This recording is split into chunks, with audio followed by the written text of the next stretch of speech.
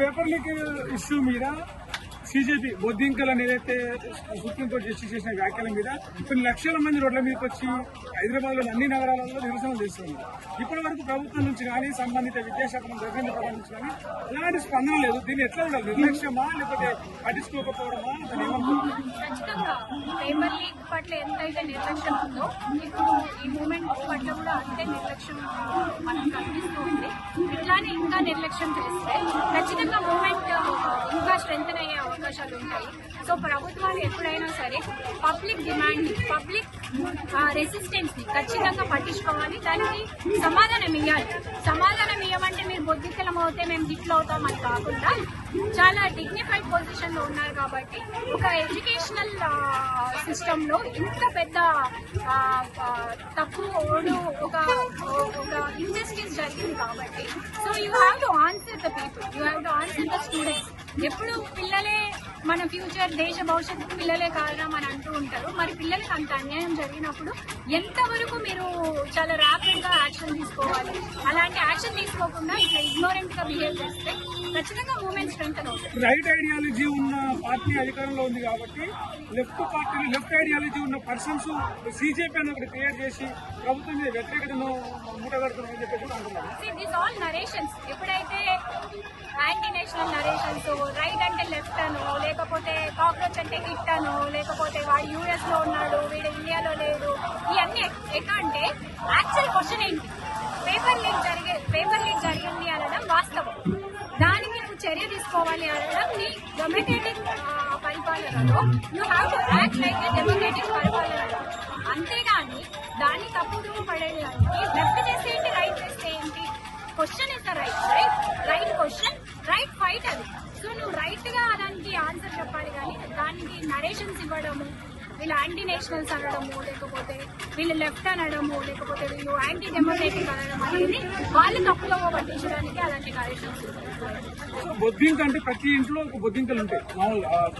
మాట్లాడిన మాటలను బట్టి చూస్తే సో ప్రతి ఇంట్లో ఇప్పుడు బొద్దింకల పార్టీ గురించి చర్చ జరుగుతుంది. ఎందుకంటే బొద్దింకల పార్టీ అంటే జిల్లా పురుగుల పార్టీ అంటే సో ఇది దేశంలో ఉన్నటువంటి ఈ సోకాళ్ళు రాజకీయాలను, సోకాళ్ళు రాజకీయ వ్యవస్థను కొంచెం గట్టిగా క్వశ్చన్ చేసే వేవ్ అనుకోవచ్చా? ఖచ్చితంగా.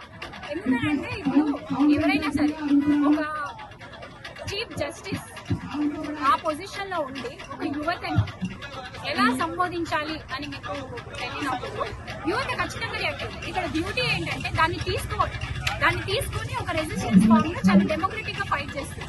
Right. So that is the beauty of young people, that is the beauty of the youth.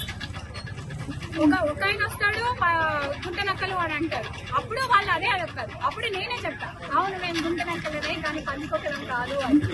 So the beauty of any youth is like what ever you give, let become that and they show there power to that. స్వచ్ఛందంగా యువకులు, విద్యార్థులు, నిరుద్యోగులు అందరూ అసలు ఎలాంటి ఆహ్వానాలు లేకుండా, ఎలాంటి పిలుపులు లేకుండా జస్ట్ ఒక కాల్ మనము ఒకరోజు ముందు ఇచ్చిన పిలుపు ప్రకారం ఇందిరాబాద్ దగ్గర ఈ ధర్మచౌక్ దగ్గర కాక్రోచెస్ నిరసన భారీ ఎత్తున సక్సెస్ఫుల్ అయింది.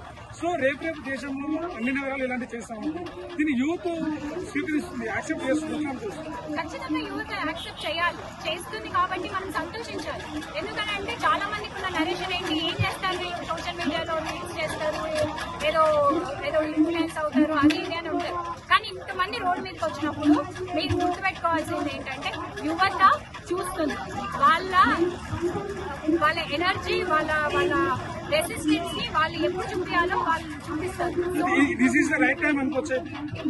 ఈ జరుగుతున్న పరిణామాలు చూస్తే రైట్ టైం అనుకోవచ్చు. రైట్ టైంలో యూత్ స్పందించాలి. ఎప్పుడైతే ఇన్జస్టిస్ ఉంటుందో, ఎప్పుడైతే యువత జస్టిస్ కోసం అంటుందో definitely that is the right time. యువత ఏమీ అన్ఎడ్యుకేటెడ్ కాదు, యువతకి స్పృహ లేకుండా బిహేవ్ చేయదు.